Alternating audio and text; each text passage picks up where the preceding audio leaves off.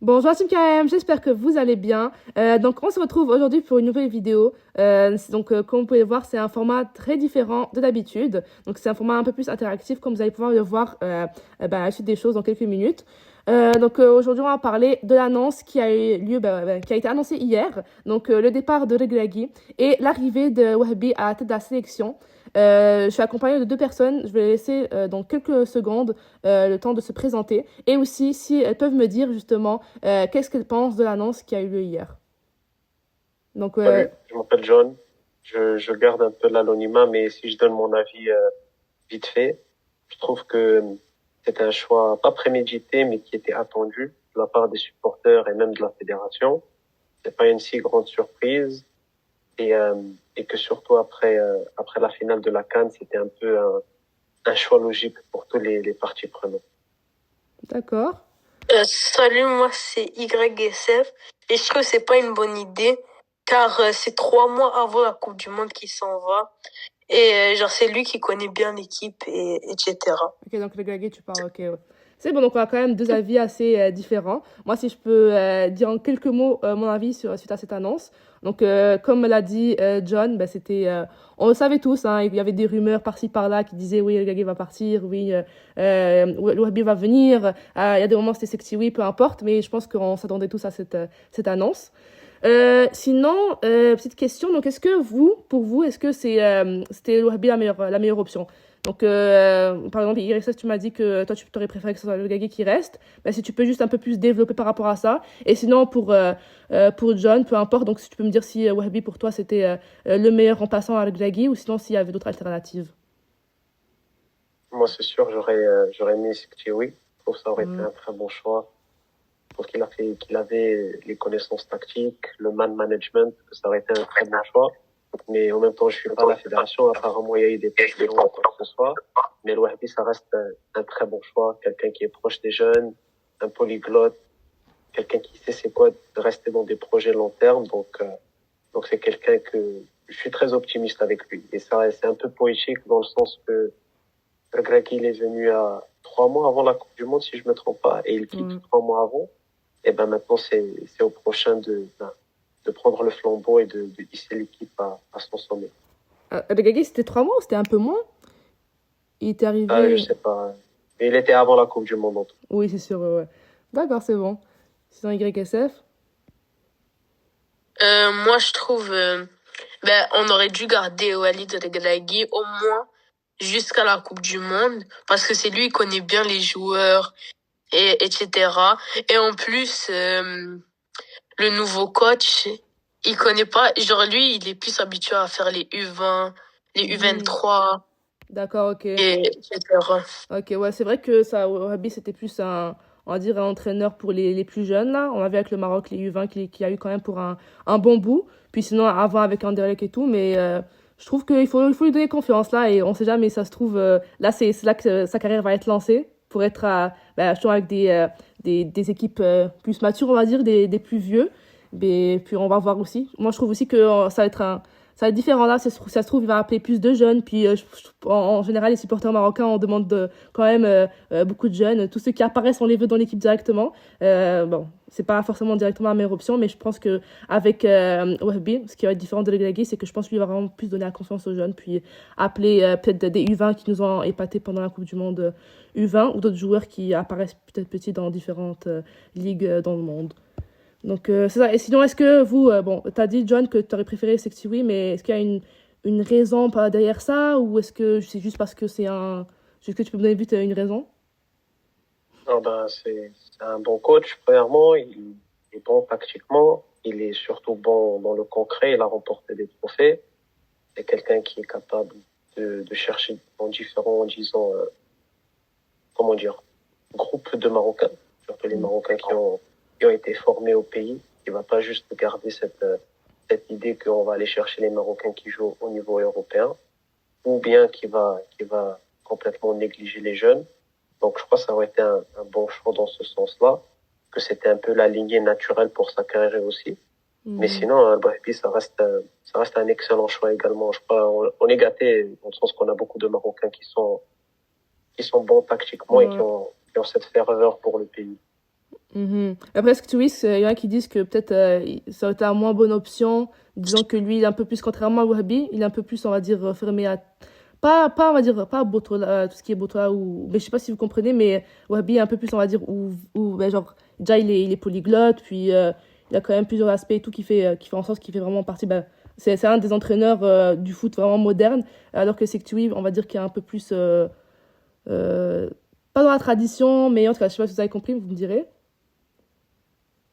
Ben, je peux comprendre ton point, mais moi, je dirais, c'est sûr, le Wahbi, moi, pour moi, ça reste en rétrospective. Quand je regarde de loin, maintenant que le choix a été fait, ça reste lui le meilleur choix. Parce que polyglotte, le fait de parler hollandais avec tous les Marocains hollandais, de parler espagnol fluidement, de parler français, de parler anglais, Hmm. je sais pas, mais sûrement il se débrouille en arabe. C'est un peu comme Walid, mais ça reste que l'hollandais, c'est un outil important quand même.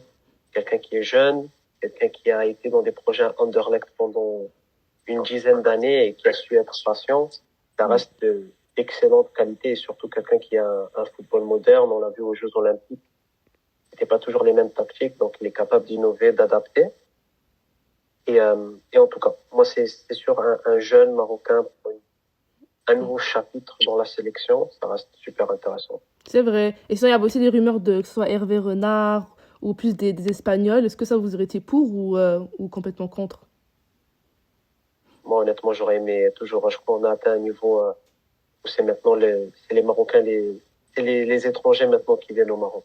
Et je veux Mhm. pas qu'on retourne en arrière, que ce soit dans le sens que ce soit eux les coachs adjoints. Là, on a des Marocains, qu'on reste avec les Marocains, question d'avoir une certaine logique là. Franchement, une équipe nationale, on doit avoir des coachs qui viennent de notre pays, qui ont cette même ferveur. Même C'est si vrai. je donne l'exemple d'Hervé Renard, c'était bon. Bon, sur papier, là, il a apprécié la culture marocaine, etc. Mais ça reste qu'avoir un Marocain, ça fait objectivement une différence, à mon avis, je crois même au sein du vestiaire. C'est vrai, c'est vrai. Et YSF, toi, c'est quoi ton avis? Est-ce que toi, le choix qu'on ait pris un Marocain, contrairement à un coach, on va dire, plus espagnol ou français ou peu importe, toi, tu préfères le fait que ce soit un Marocain?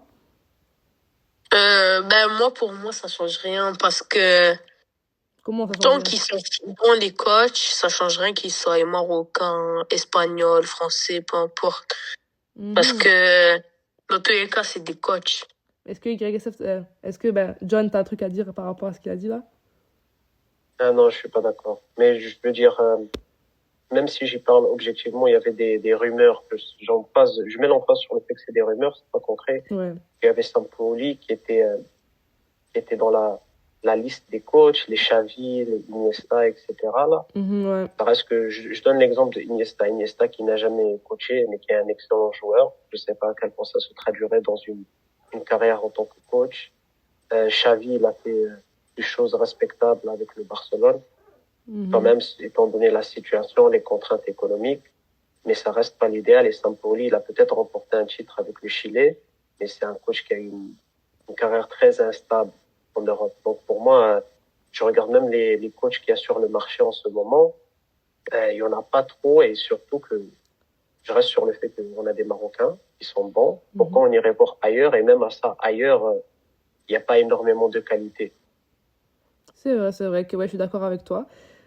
Sinon, si on peut un peu plus parler de Wahhabi, c'est quoi pour vous, c'est quoi vos attentes par rapport à la Coupe du Monde, mais aussi un peu plus en général avec la sélection? C'est quoi votre objectif vous pour cette Coupe du Monde? Puis ouais, vous me direz. John, tu peux commencer. Moi, pour cette Coupe du Monde, surtout, c'est quand on a quelques matchs qui s'en viennent, Mhm. c'est d'y aller petit à petit. Les effectifs marocains, c'est pas, je suis pas dans le vestiaire, mais il y a sûrement des impacts de la finale de la CAN, ça Mhm. c'est pas à négliger. Donc c'est important de repartir de zéro, de savoir qu'il y a un groupe, d'essayer de l'unir le plus possible, d'être prêt pour les matchs amicaux qui s'en viennent. Et en ce qui concerne la Coupe du Monde, moi, mes attentes, elles sont pas forcément élevées. Je demande pas le trophée, même si on l'espère, Mhm. mais c'est d'être premier du groupe, de montrer, surtout, moi, c'est la manière. Je veux voir un football moderne, attractif. Moi, j'aime un football qui attaque, qui presse. Je veux voir qu'on marque des buts. On le sait, la Coupe du Monde, c'est pas la Coupe d'Afrique. Ouais. Et surtout, je veux voir l'intégration de tous ces jeunes joueurs qu'on a en panoplie, que ce soit de la diaspora ou bien que ce soit des produits locaux. Donc moi, moi, je me concentre plus sur la manière que les résultats. D'accord, c'est bon. Et YSF. Euh, Bah, moi, je pense, Pour toi, ça serait quoi l'objectif pour cette Coupe du Monde? Un truc réaliste quand même. bah, ça serait de finir premier de la poule D'accord. ou même deuxième, de se qualifier au moins pour les huitièmes ou Ok, les donc on passe quarts. les 16e, parce que vu qu'il y a les 16e pour cette Coupe du Monde, vu qu'il y a plus d'équipes, donc ça serait aller en 16e et en 8e. Ouais, et les quarts, si Ok, ouais. Dieu le veut. Ouais, j'espère, Inch'Allah. Mais en vrai, pour même moi, en vrai, avoir des attentes concrètes envers cette équipe, certes, on a l'effectif pour, et même les joueurs qui arrivent et tout, c'est quelque chose, mais après aussi, faut avoir l'osmose, l'équipe doit être ensemble et tout. Déjà, là, juste après, justement, après cette finale et tout, je pense qu'il y a quand même plusieurs cassures dans le vestiaire. À voir si tout ça va se régler, je l'espère. Ben, écoute, les joueurs n'ont pas le choix, hein. C'est leur métier, ils sont professionnels et tout. Ils vont devoir passer à travers ça. Et justement, préparer cette Coupe du Monde au mieux pour justement, pourquoi pas, si on fait des quarts, ce serait considéré logiquement un peu comme la demi qu'on a fait en 2022, vu que maintenant, aller au quart, bon, on aurait fait le même nombre de matchs que la dernière Coupe du Monde, vu que maintenant il y a les 16e en plus. Donc je pense en vrai, des quarts, ça serait réaliste quand on y pense. Puis aussi, je pense qu'on sera capable. Et pourquoi pas, bah, écoutez, aller plus loin. Mais en vrai, pour moi, des quarts, ça serait le truc le plus réaliste que j'attendrais de Wahbi. Puis sinon, en général, bon, les prochains matchs qui nous attendent, bah, quand même, ça va être 2 matchs contre des équipes d'Amérique latine pour préparer cette Coupe du Monde. Donc j'espère quand même voir quand même une bonne tactique. Donc je sais que bah, Wahbi, c'est quand même un coach qui est, on va dire, quand même axé sur l'offensif, qui aime avoir le ballon. Aussi, bah, contrairement à Regragui, bah, lui, vraiment, il est là pour jouer, pour poser le jeu. Et on a pu le voir avec la Coupe du Monde U20, bah, les joueurs n'hésitaient pas à défendre, mais aussi, il y avait quand même plusieurs buts, beaucoup de phases offensives et tout. Et le jeu n'était pas ennuyant comme on a pu le voir avec certains matchs avec le Gagé. Mais après, c'est 2 styles différents. Donc, à voir si pour la Coupe du Monde ça va fonctionner. Parce qu'on sait que, bon, la Coupe du Monde, le Gagé aurait été peut-être. Son style de jeu aurait été un peu plus convenable que vraiment à ce qu'il nous faisait. À ce que lui est habitué de faire justement à la CAN et tout. C'était un truc qui était, on va dire, c'était pas son terrain de jeu. Mais je pense à la Coupe du Monde, il aurait été un peu plus à l'aise. Mais bon, maintenant, le Gagé, c'est le passé. Maintenant, Wahabi être hâte de voir ce qu'il pourra faire avec cette équipe. Sinon, est-ce que vous avez des visages que vous voudriez voir avec la sélection? Peut-être pour le prochain rassemblement, deux nouveaux visages, un ou deux, si vous pouvez me dire, peut-être des jeunes ou d'autres, peu importe, des joueurs que ça fait longtemps qu'on n'a pas vu avec la sélection. Ah, moi, ça, c'est une question, faudrait que j'y pense parce que, tu sais, il y a une panoplie de joueurs maintenant. Moi, en fait, ce qui me vient en tête, je sais que récemment, il est en train de faire de bonnes choses, là. Comment il s'appelle, là? Il joue à Strasbourg? Non, il joue pas à Strasbourg. Qui Le ça? Marocain, là. Est-ce que Qui a c'est fait U20, là. Yassine Gessine? Jessine, Oui? Yassine Gessine. Oui, il a l'air d'être très bon, il a l'air d'être régulier, il a l'air de s'adapter en Ligue 1.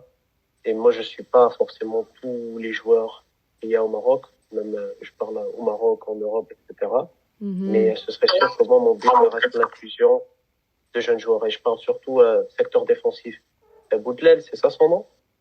Oui, Celui qui est El à Rennes. Boudlal. Ouais, bah, il était là à la CAN, c'est ça, hein. Ah, j'aurais aimé le voir, surtout avec les Mhm. soucis défensifs qu'on C'est avait vrai.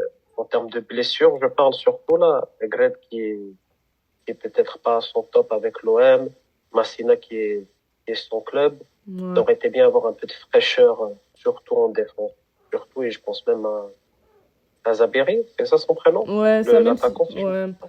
Par contre, avec son club là, Donc lui aussi. c'est pas tout ça, vu qu'il joue, ben, il sait pas vraiment, il joue pas énormément, il a pas beaucoup de temps de jeu, donc à voir. Mais oui, Mais, c'est un très bon mais c'est joueur. un souci.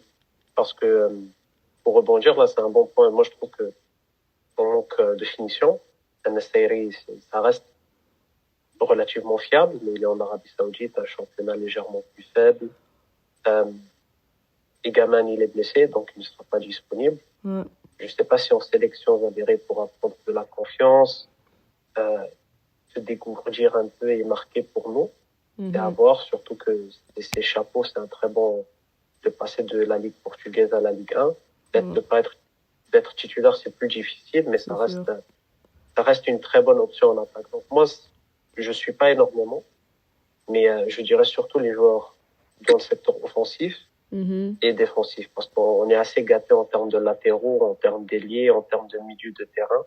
Donc voilà. C'est vrai, c'est vrai. Surtout, bah, Zabiri, moi, c'était un joueur que j'ai beaucoup aimé bah, à la Coupe du Monde U20, même après, avec son club en Espagne. Mais après, à voir si. Au Portugal. Au Portugal, ok, oui. Mais oui, ça, mais à voir si, s'il est. Déjà, s'il faut qu'il y ait du temps de jeu. Parce que pour moi, un joueur qui n'a pas de temps de jeu avec son club et qu'on appelle automatiquement avec la sélection, je trouve que ça montre aux autres joueurs que justement, qui eux, ils jouent avec leur club, qui marquent des buts. Bah, justement, ça montre qu'en fait, bah, la performance en club, c'est inutile, quoi. Donc, je sais pas, est-ce qu'il faut vraiment se fier seulement aux prestations qu'il faisait? Avec le Maroc U20 ou bien avec son ancien club pour le sélectionner pour ce rassemblement. Je sais pas, mais après, c'est un joueur que j'aime beaucoup et je pense que c'est un profil qu'on a vraiment besoin avec la sélection. Sinon, il y a aussi bah, ça en défense. Il y a aussi, je sais pas si vous le connaissez, mais il était aussi à la Coupe du Monde du vin et tout. Puis plusieurs le voulaient, hein. Voulaient que El Ghagui l'introduise petit à petit avec la sélection, ce qu'il n'a pas fait. Donc, à voir si Wahbi va l'appeler, puisque bon, il le connaît quand même assez bien. Et il joue bien, puis il a beaucoup de temps de jeu avec son club, donc hâte de voir s'il sera présent pour ce rassemblement. Sinon, ben, c'est dommage que Mahama soit blessé. Parce que je pense que s'il ne soit blessé, on l'aurait appelé 100%. À voir si peut-être il sera appelé pour la Coupe du Monde directement. Pourquoi pas le faire comme un Eltrenos, quoi. Qui a zéro été appelé auparavant avec la sélection et d'un coup pour la Coupe du Monde, on l'appelle pour qu'il fasse ses débuts avec le Muntakhab. Sinon, je sais pas si YSF, tu as quelque chose à rajouter par rapport à ces joueurs. Bah, moi, je dirais qu'il devrait plus appeler Rothman et Zabiri. Parce que c'est des joueurs, ils ont fait de belles prestations lors de la Coupe du Monde U20, notamment Zabiri. Il est très fort offensivement. Il a marqué beaucoup de buts. Et Rothman qui a eu le meilleur buteur de Coupe du Monde U20. C'était pas. Est-ce que c'est Otman? C'est pas Zaberi qui a eu meilleur buteur puis Mahama qui a eu meilleur joueur? Je sais pas si je me trompe. Ah ouais, je crois, je sais pas. Ouais, mais Je c'est vrai crois, que. Oui, c'était deux bons joueurs, mais après la Coupe du Monde du vin, ça fait longtemps. Donc là, il faut vraiment voir là dans l'actualité, c'est qui les plus performants. Mais sinon, il y a plein d'autres pépites hein, qui apparaissent de nulle part et tout, dans toutes les ligues dans le monde là. Donc vraiment, je pense que Wahbi va avoir en masse de choix. Sinon, bon, est-ce que vous avez quelque chose à rajouter par rapport à Wahbi avant de parler un peu plus de Gulagi? Non, je pense que ça fait le tour, franchement. Rien à rajouter pour ma part. Ouais. Bah, peut-être ce que j'aurais dû mentionner au début, Ouais. dans l'introduction, je suis le football marocain. De loin, je suis peut-être pas autant en détail que KM, donc je suis là pour donner mon avis, partager ce que j'ai à dire. Donc veuillez me pardonner si je connais pas absolument tout. Mais Mais non, par il n'y a pas contre, de problème. je sais l'espagnol par rapport au Portugal. C'est ça, ouais. Bon, moi, Hein, KM, je me suis trompée. Non, non, c'est bon. On a tous nos trucs à apporter. On n'est pas forcément à l'aise dans tous les sujets, mais je trouve, bon, écoutez, on est tous pas forcément marocains. la géographie. On veut, Ouais, exactement. on veut le bien de notre pays, donc écoutez, on donne notre avis, puis c'est ça, quoi. Il y a quelque chose, t'as quelque chose à rajouter, ou si on passe directement à le Glagui? Ouais, on peut passer avec Greg. Ok, c'est bon, ben juste, bon, là, pour, on va dire, conclure son parcours avec l'équipe nationale, si vous avez des trucs, ben, des choses à dire par rapport justement, au bilan de Glagui. Donc, est-ce que ben, c'est un bilan positif pour vous? Est-ce que c'est un bilan négatif? C'est quoi les moments qui vous ont plus marqué avec la sélection? Ou en tout cas, si vous pouvez juste un peu plus parler de Glagui, puis c'est ça, quoi. Donc, vas-y, John, tu peux commencer. Parce que ben, c'est vrai que, comme j'ai dit au début, c'était un peu attendu le départ. C'est sûr que c'était un peu direct, dans le sens dans la conférence de presse, il est très, c'est pas, ça se voit que c'est improvisé. Mais peut-être c'est moi qui regarde trop dans des détails, etc. Moi je trouve que c'est une bonne conclusion. Il a été honoré tel que mérité, parce que même si on le critique sur sa façon de jouer, sur la manière de jouer surtout, que sur papier, le Maroc a fait de grandes choses, et je parle pas juste de la Coupe du Monde, je parle le fait d'avoir le record de matchs sans défaite, un record historique, le fait d'aller en finale de la CAN, même si le résultat n'était pas idéal, ça reste une réussite sur papier.